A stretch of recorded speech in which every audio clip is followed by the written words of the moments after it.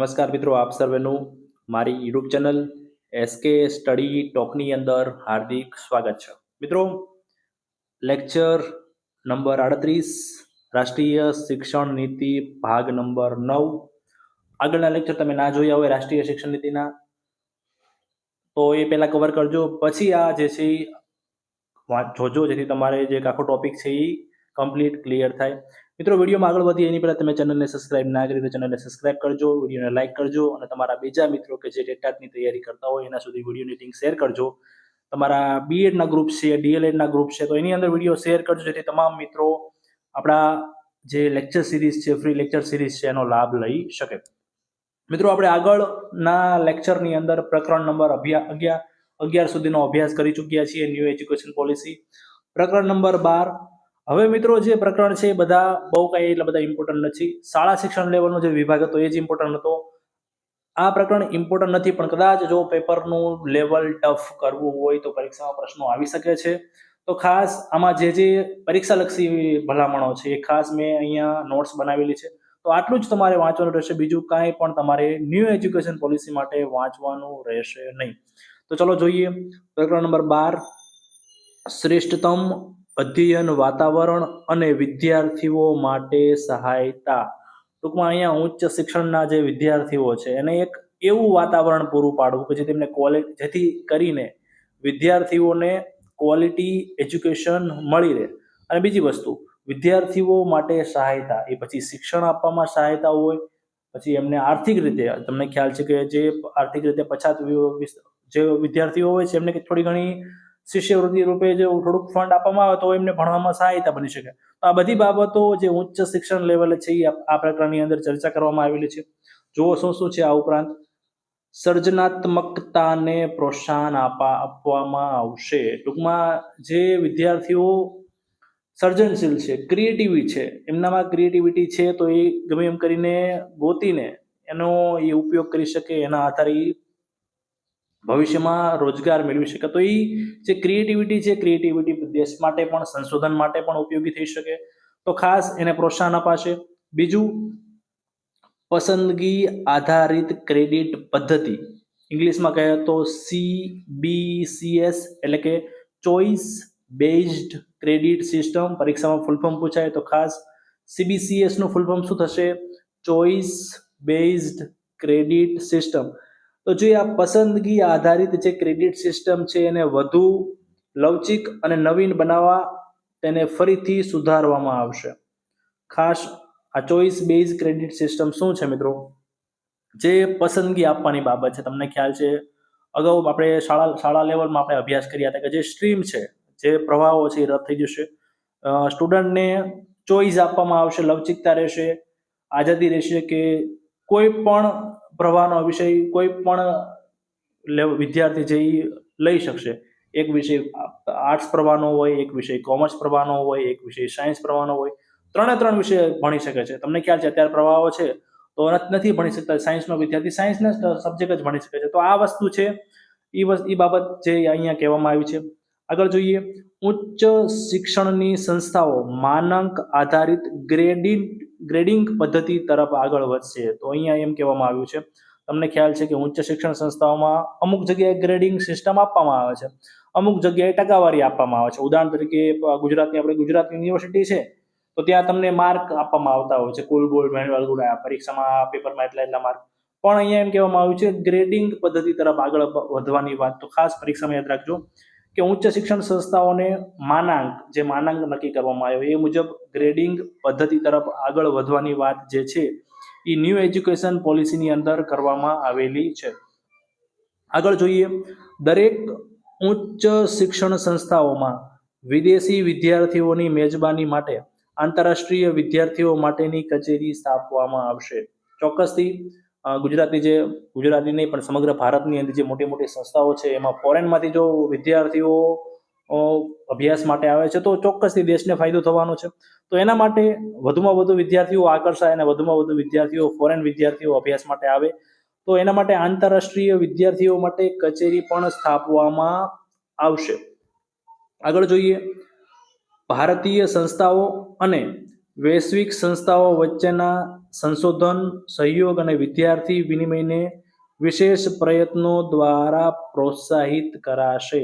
ટૂંકમાં ભારતની જે ઉચ્ચ શિક્ષણ સંસ્થાઓ છે, વિદેશની જે ઉચ્ચ શિક્ષણ સંસ્થાઓ છે, તો એકબીજાને કંઈક ને કંઈક રીતે સપોર્ટ કરી શકે. જે કંઈ સંશોધનો કરવાના છે, જે સંશોધનો કરી રહ્યા છે, તો એકબીજાના સપોર્ટથી વધુ સારા એવા પરિણામો મેળવી શકે. તો એના માટે વિશેષ પ્રયત્નો કરવાની વાત જે છે અહીંયા કરવામાં આવી છે.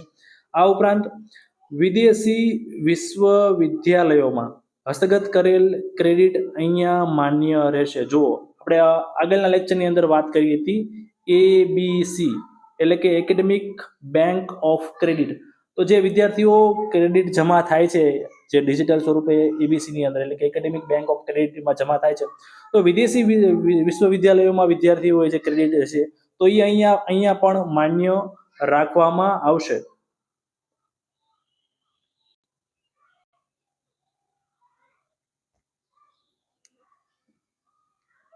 સોરી મિત્રો, તો અહીંયા એવું કહેવામાં આવ્યું છે કે જે વિદેશી વિશ્વવિદ્યાલયોમાં હસ્તગત કરેલા ક્રેડિટ છે તો એ પણ માન્ય રાખવામાં આવશે, જેથી એમનું જે અગાઉનો અભ્યાસ છે એ વિદ્યાર્થીઓ અહીંયા ઉપયોગમાં લઈ શકે. તો આ પ્રકરણ નંબર 12માં આટલી જ ભલામણો હતી. ફટાફટ, કેમ કે પરીક્ષા લક્ષી આટલી બાબતો જ છે, બાકી તમારે બીજું કાંઈ જે છે એ પ્રકરણની અંદર પરીક્ષા લક્ષી છે નહીં. પ્રકરણ નંબર 13, પ્રેરિત, ઉત્સાહિત અને સક્ષમ અધ્યાપકો. ટૂંકમાં ખાલી આ પ્રકરણની અંદર એટલું કહેવામાં આવ્યું છે કે ઉચ્ચ શિક્ષણ સંસ્થાઓની અંદર જે અધ્યાપકો હોય ક્વોલિટી વાળા હોવા જોઈએ, એમને જે તે મિનિમમ જે ડિગ્રી ક્રાઇટેરિયા છે એ પરિપૂર્ણ કરતા હોવા જોઈએ. બીજું કે જે ન્યૂ એજ્યુકેશન પોલિસીની અંદર જે બાબતો કહેવામાં આવી છે કે સંશોધન માટેની, ક્રિએટિવિટીની, વિદ્યાર્થીઓના વિકાસની, વ્યવસાયલક્ષી શિક્ષણની, તો શિક્ષક જે છે અધ્યાપક છે એ એવો હોવો જોઈએ કે વિદ્યાર્થીઓને એ બાબતે વધુમાં વધુ વિકસિત કરી શકે. તો ખાસ એ બાબતો ખાલી કહેવામાં આવી છે કે આવું કરવાનું. તો ખાસ જોઈ લઈએ કે ઉચ્ચ શિક્ષણ સંસ્થાઓની સફળતામાં સૌથી મહત્વપૂર્ણ પરિબળ ગુણવત્તા અને તેના અધ્યાપકોના જોડાણ પર આધારિત છે. ટૂંકમાં અહીંયા જે અધ્યાપક છે એ ક્વોલિટી વાળા હોવા જોઈએ. જો ભરતી ન થઈ હોય તો ભરતી કરવાની બાબત પણ અહીંયા કરવામાં આવેલી છે. પ્રકરણ નંબર 14માં શું છે? ઉચ્ચ શિક્ષણમાં સમાનતા અને સમાવેશન. તો આ પ્રકરણની અંદર મિત્રો શું કહેવામાં આવ્યું છે કે ઉચ્ચ શિક્ષણ જે સંસ્થાઓ છે એમાં એવું ના બને કે જે અમીર મીન્સ કે જે પૈસાવાળા છોકરાઓ છે એ ખાલી એજ્યુકેશન મેળવી શકે, ગરીબ છોકરાઓ એજ્યુકેશન ના મેળવી શકે, અથવા સામાજિક આર્થિક રીતે પછાત વિસ્તારમાંથી આવતા હોય, આદિવાસી વિસ્તારમાંથી આવતા હોય, તો અહીંયા તમામ વિદ્યાર્થીઓને સમાનતા આપવાની વાત જે છે એ કરવામાં આવી છે. સાથે સાથે દિવ્યાંગોની પણ વાત કરવામાં આવી છે. આપણે અગાઉ SEDGS વિશે ભણ્યા હતા, તો એ તમામ SEDGS ની અંદર જે કંઈ આવે છે તમામને સમાનતા અને સમાવેશન ઉચ્ચ શિક્ષણની અંદર થાય એ બાબતે સરકાર મેક્સિમમ પ્રયત્નો કરશે. તો આ બાબતે ખાલી થોડીક વસ્તુ જે સારી છે એ કીધેલી છે. પરીક્ષામાં એ પૂછાવાની શક્યતા ઓછી છે. તો શું કીધેલું છે કે બધી જ વ્યક્તિઓને ગુણવત્તાયુક્ત ઉચ્ચ શિક્ષણની તકો ઉપલબ્ધ કરાવવી એ અગ્રીમ આવશ્યકતા છે. SEDGS ની સુનિશ્ચિતતા પર ભાર. આપણે અગાઉ ના લેક્ચરની અંદર SEDGS વિશે અભ્યાસ કર્યો હતો કે એની અંદર કોનો સમાવેશ થાય છે. તો આ જે સામાજિક અને આર્થિક રીતે વંચિત જૂથો છે એટલે કે SEDGS, એમને મેક્સિમમ ઉચ્ચ શિક્ષણ સંસ્થાઓની અંદર જોડાય, અભ્યાસ કરે, એમના વિદ્યાર્થીઓ અભ્યાસ કરે. તો આ બાબતો જે છે એ આ પ્રકારની અંદર ચર્ચા કરવામાં આવી છે. એના માટે ભંડોળ, જાતિ આધારિત સંતુલન, શિષ્યવૃત્તિની વધુમાં વધુ ભલામણ. તમને ખ્યાલ છે કે સરકાર દ્વારા ઘણી બધી યોજનાઓ જાહેર કરી છે, ઘણી બધી શિષ્યવૃત્તિની યોજનાઓ છે, જેથી આ જે સામાજિક અને આર્થિક રીતે વંચિત જૂથો છે એ વધુમાં વધુ ટકી રહે અને જેનાથી કુલ નોંધણી ગુણોત્તર છે, કુલ પ્રવેશ ગુણોત્તર છે, ગ્રોસ એનરોલમેન્ટ રેશિયો છે, તો એ સારો એવો થાય, જે લક્ષ્યાંક આપવામાં આવેલો છે એ પરિપૂર્ણ થાય. પ્રકરણ નંબર 15, શિક્ષણ પ્રશિક્ષણ. કોકે સાહેબ વાહ ભાઈ વાહ, ફટાફટ પ્રકરણ પતે છે. પણ મિત્રો મેં તમને અગાઉ કીધું એ પ્રમાણે શાળા શિક્ષણના જે પ્રકરણ છે એ બહુ મોટા છે અને એની અંદર સૌથી વધુ પ્રશ્નો નીકળવાની શક્યતા છે. આ પ્રકરણમાં તમે કદાચ કોઈ ઓફિશિયલ PDF વાંચી હોય, 10 કેટલું બધું લખેલું, પણ એમાંથી પરીક્ષા લક્ષી બહુ ઓછું છે જે ટેટ પરીક્ષાની અંદર પૂછાઈ શકે એવું છે. હવે અહીંયા પ્રકરણ નંબર 15, શિક્ષણ પ્રશિક્ષણ. હવે અહીંયા મિત્રો એક વસ્તુ છે કે સુપ્રીમ કોર્ટ દ્વારા આ જે ન્યૂ એજ્યુકેશન પોલિસીની જે ઓફિશિયલ PDF છે એમાં લખવામાં આવેલું હતું કે સુપ્રીમ કોર્ટ દ્વારા રચાયેલા જસ્ટિસ JS વર્મા કમિશન 2012 અનુસાર 10,000 થી વધુ સંખ્યામાં જ્યાં અન્ય કોઈ અભ્યાસક્રમ ન ચાલતો હોય તેવી સ્ટાન્ડ અલોન એટલે કે આત્મનિર્ભર પ્રશિક્ષણ સંસ્થાઓ શિક્ષણ પ્રશિક્ષણ ક્ષેત્રે ગંભીર પ્રયાસ પણ કરતી નથી અને તેઓ પૈસા લઈ પદવી વેચે છે. જો આ ઓફિશિયલ PDF સરકારને પણ ખ્યાલ જ છે કે આવું થઈ રહ્યું છે કે જે શિક્ષણ પ્રશિક્ષણ સંસ્થાઓ છે જે BEd કરાવે છે જે DLEd કરાવે છે તો ડાયરેક્ટ પૈસા લઈને પદવી વેચવાનું કામ કરે છે. એ બહુ કાંઈ શિક્ષકને જે ક્વોલિટી શીખવાડવાની હોય શીખવાડતા નથી, ખાલી ડિગ્રીઓ આપવાનું કામ કરી રહી છે. તો આ બાબતે સરકારનું પણ ધ્યાન છે. ટૂંકમાં આવું ન થવું જોઈએ, આમાં સુધારા થવા જોઈએ.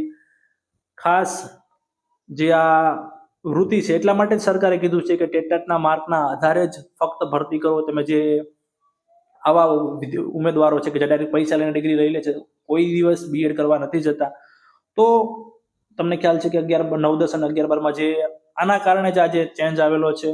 અને ભવિષ્યમાં કદાચ આ વર્ષે તો શક્યતા ઓછી છે, પણ આગામી સમયમાં ટેટ 1 ટેટ 2 ની અંદર પણ આવા પ્રકારની સંભાવનાઓ બની શકે છે.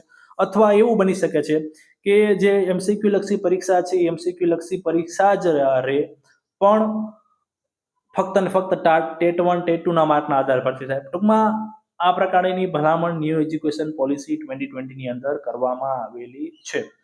આગળ જોઈએ, દરેક શિક્ષણ પ્રશિક્ષણ સંસ્થાઓ વર્ષ 2030 સુધીમાં બહુ વિદ્યા શાખાકીય સંસ્થાઓમાં રૂપાંતરિત કરાશે, કારણ કે 4 વર્ષીય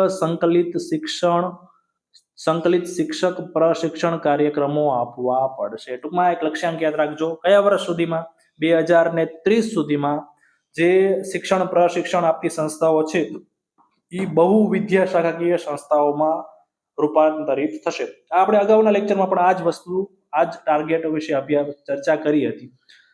આગળ જોઈએ, હોશિયાર વિદ્યાર્થીઓને 4 વર્ષ, 2 વર્ષ અને 1 વર્ષના BEd કાર્યક્રમો તરફ આકર્ષિત કરવાના હેતુથી ઉમેદવારો માટે શિષ્યવૃત્તિ આપશે. ટૂંકમાં શિષ્યવૃત્તિની અલગ અલગ જે છે સરકાર યોજનાઓ જાહેર કરશે. હવે ઘણા ઉમેદવારો કહેશે 4 વર્ષનું BEd, તો મિત્રો 4 વર્ષનું BEd નથી, આ સંકલિત કાર્યક્રમની વાત છે. આપણે અગાઉ ચર્ચા કરી હતી કે BSc BEd, BA BEd, BCom BEd, તો જે 4 વર્ષ છે, 3 વર્ષ કોલેજના અને ફક્ત તમે જોઈન્ટ પહેલેથી જ ફિક્સ હોય કે BEd કરવું છે, તો આ સંકલિત કાર્યક્રમ જે વિદ્યાર્થીઓ લે છે તો એને 4 વર્ષનો BEd ગણાય. પણ 2 વર્ષનું BEd કોના માટે? તો જેને આપણે જૂની મેથડ જે છે 3 વર્ષની કોલેજ અને 2 વર્ષનું BEd, તો એના માટે 2 વર્ષનું. અને 1 વર્ષનું BEd કોના માટે? તો જેમણે આપણે આ વિશે ચર્ચા કરેલી જ છે, પણ હું ફરી વખત કહું છું કે જે લોકોએ માસ્ટર ડિગ્રી કરેલી છે, ઉદાહરણ તરીકે BSc કરેલું હોય, પછી MSc કરેલું હોય, તો હવે 1 વર્ષનું BEd કરી શકશે. અથવા 4 વર્ષનો સંશોધન સાથેનું સ્નાતક. તમને ખ્યાલ છે સરકારે 4 વર્ષનું ઓપ્શન આપેલો છે કોલેજ કરવાનો, તો જે 4 વર્ષની સંશોધન સાથેની સ્નાતક ડિગ્રી કરે છે તો એ લોકો 1 વર્ષનું BEd કરી શકશે. આ પ્રકારની ભલામણ NEP 2020 ની અંદર કરવામાં આવેલી છે. આગળ જોઈએ, સ્વયં એક પોર્ટલ છે, એક સરકારની વેબસાઇટ છે. સ્વયં અને દીક્ષા જેવા તકનીકી પ્લેટફોર્મના ઉપયોગ દ્વારા શિક્ષકોની ઓનલાઈન તાલીમને પ્રોત્સાહિત કરવામાં આવશે. ટૂંકમાં શાળા લેવલે તો તાલીમ આપવામાં આવે જ છે, પણ ઉચ્ચ શિક્ષણ લેવલે જે અધ્યાપકો છે તો એને પણ તાલીમ આપવી પડે. સતત જેમ જેમ સમય બદલાય એમ કેમ નિરંતર શીખવું પડે. જૂની મેથડથી તમે કાયમ અભ્યાસ કરો તો એ ના ચાલે. ટૂંકમાં દીક્ષા અને સ્વયં, તો ફટાફટ દીક્ષા અને સ્વયં જોઈ લઈએ. પહેલું તો દીક્ષાનું ફૂલ ફોર્મ પૂછી શકે, digital infrastructure four knowledge sharing. તો આ દીક્ષાનું ફૂલ ફોર્મ છે. આ દીક્ષા ભારત સરકારનું એક પ્લેટફોર્મ છે. એ શું કામ છે? તો શિક્ષકોને તાલીમ આપવાનું કામ કરે છે. આ ઉપરાંત એની ઉપર વિદ્યાર્થીઓ માટે વાંચન સામગ્રી ઓનલાઈન સ્વરૂપે અવેલેબલ છે, પાઠ્યપુસ્તકો અવેલેબલ છે, વિડીયો અવેલેબલ છે, ઘણું બધું જે પરીક્ષાલક્ષી તો ન કહેવાય, પણ વિદ્યાર્થીઓ માટે જે સાહિત્ય છે, શિક્ષણનું જે સાહિત્ય છે એ આ પ્લેટફોર્મ ઉપર અવેલેબલ છે. આ ઉપરાંત ઓનલાઈન ફ્રી કન્ટેન્ટ છે. તમને જેવી રીતે આપણે ફ્રી લેક્ચર સિરીઝ આપીએ છીએ એવી રીતે સરકાર પણ ફ્રી કન્ટેન્ટ છે એ દીક્ષા પ્લેટફોર્મ ઉપર વિદ્યાર્થીઓ માટે પૂરું પાડે છે. સાથે સાથે એવું ને ગુજરાતનું નથી, સમગ્ર ભારતનું છે. એટલે અલગ અલગ ભાષાઓમાં પણ આ જે છે એ આ જે અવેલેબલ છે. સોરી. આગળ જોઈએ સ્વયં. તો આ પણ એવું જ એક ભારત સરકારનું પ્લેટફોર્મ છે. તેનું પણ ફૂલ ફોર્મ પરીક્ષામાં પૂછાઈ શકે છે. Study webs of active learning four young aspiring minds. મિત્રો પરીક્ષા લક્ષી છે, ફૂલ ફોર્મ 1-2 વાર લગભગ બીજી જે શિક્ષણને લગતી પરીક્ષાઓ છે એમાં પૂછાયેલું પણ છે. તો ખાસ ન્યૂ એજ્યુકેશન પોલિસીના જેટલા પણ ફૂલ ફોર્મ છે, આપણે એવું લાગે છેલ્લે એક અલગથી લેક્ચર વિડીયો પણ બનાવીશું જેટલા પણ ફૂલ ફોર્મ છે એનો. પણ ફૂલ ફોર્મ ખાસ યાદ રાખજો મિત્રો, પરીક્ષામાં ફૂલ ફોર્મ જેટલા પણ છે એ મોસ્ટ આઈએમપી છે, ગમે એ ફૂલ ફોર્મ પરીક્ષાની અંદર પૂછાઈ શકે છે. તો આ જે સ્વયં છે, સોરી મિત્રો, આ જે સ્વયં છે એ પણ ભારત સરકારનું એક એજ્યુકેશન પ્લેટફોર્મ છે. આનો શું ઉપયોગ છે? તો મફત ઓનલાઈન લર્નિંગ પ્લેટફોર્મ છે. એટલે આમાં પણ પાઠ્યપુસ્તકોની બધું અવેલેબલ હશે. ઈ કન્ટેન્ટ એટલે કે ઓનલાઈન સ્વરૂપે જે કન્ટેન્ટ હોય એને ઈ કન્ટેન્ટ કહેવાય. તો ઈ કન્ટેન્ટ અવેલેબલ છે સ્કૂલથી લઈને યુનિવર્સિટી સુધીના તમામ વિષયો. એવું નહીં કે સ્કૂલના જ તે, પણ યુનિવર્સિટીના જે કંઈ સ્નાતક લેવલના, અનુસ્નાતક લેવલના જે કોર્સ હોય છે, તો એના જે સબ્જેક્ટ છે, તો એની તમામ વિષયો એનું સાહિત્ય અવેલેબલ છે. તાલીમ આપવાનું પણ આ જે છે સ્વયં પોર્ટલ ઉપયોગી છે. તો આ બંને પોર્ટલ, કયા પોર્ટલ આપણે અહીંયા જે વાત કરી, દીક્ષા અને સ્વયં, આ બંને પોર્ટલ આવી રીતે જે છે શિક્ષણ લેવલમાં ખૂબ જ ઇમ્પોર્ટન્ટ રોલ હાલ ભજવી રહ્યા છે. એવું નથી કે બનાવવાની વાત ચાલુ છે અત્યારે, ટૂંકમાં આ વસ્તુ ખાસ ધ્યાન રાખીજો. તો આવી રીતે પ્રકરણ નંબર 15 પૂરું થાય છે. હવે આ ચાલુ થાય છે પ્રકરણ નંબર 16. પ્રકરણ નંબર 16 ની અંદર મિત્રો શું ભલામણ કરવામાં આવી છે? તો વ્યાવસાયિક શિક્ષણનું પુનઃગઠન, એટલે કે ITI. મિત્રો અહીંયા ન્યૂ એજ્યુકેશન પોલિસીની અંદર ખાસ આ બાબતે ભલામણ કરવામાં આવ્યું છે. એમાં ખાસ એવું કહેવાય, ટૂંકમાં હાલ એવી માન્યતા છે લોકોમાં કે ઉદાહરણ તરીકે કોઈ વિદ્યાર્થી છે કે જેને 10મા ધોરણમાં માંડ પાસ થાય છે, સારા માર્ક નથી આવતા, તો એને 11મું ધોરણ ના કરવું જોઈએ, ડિપ્લોમા કરી નાખવો જોઈએ, ITI કરી સોરી ડિપ્લોમા તો નહીં પણ ITI કરી નાખવું જોઈએ. ટૂંકમાં ઇઝીલી એમાં પાસ થઈ જાય. એટલે ટૂંકમાં સમાજમાં એવી માન્યતા છે કે જે ઠોઠ વિદ્યાર્થી હોય, જેને આગળ કોલેજ કરી શકે એવો ન હોય, તો એને ITI કરી નાખવું જોઈએ. તો આવી રીતે સમાજ જોવે, પણ આવું ના હોવું જોઈએ. એ બાબતે ટૂંકમાં ન્યૂ એજ્યુકેશન પોલિસીની અંદર ખાસ જોગવાઈ કરવામાં આવી છે. કે શું જોગવાઈ? કે બધી જ શિક્ષણ સંસ્થાઓમાં વ્યાવસાયિક શિક્ષણ કાર્યક્રમોને તબક્કાવાર મુખ્ય પ્રવાહના શિક્ષણમાં સંકલિત કરવામાં આવશે. જો આપણે જે અલગ છે, મેં વાત કરી કે જે ITI કરે છે તો એવું વિચારે છે કે ભણવામાં થોડોક નબળો હશે કે થોડોક વીક હશે, એટલા માટે એને ITI કર્યું. પણ હવે એને સ્કૂલ એજ્યુકેશન સાથે જોડી દેશે, ભેગું જ કરી નાખશે. ઉચ્ચ શિક્ષણમાં જે ગમે એ પ્રવાહ હોય એની ભેગું કનેક્ટ કરી નાખશે, વ્યાવસાયિક શિક્ષણને અલગ નહીં રાખે. ટૂંકમાં જે આ સમસ્યા છે એ સોર્ટ આઉટ થશે.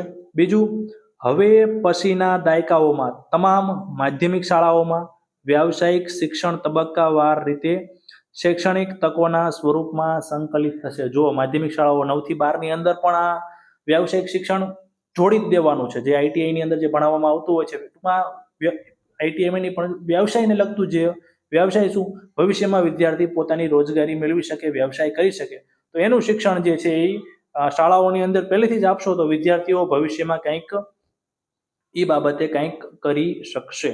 તો એના માટે કંઈક સમિતિની રચના પણ કરશે. તો જો સમિતિ બાબતે પ્રશ્ન પૂછાઈ શકે છે કે વ્યાવસાયિક શિક્ષણના એકીકરણ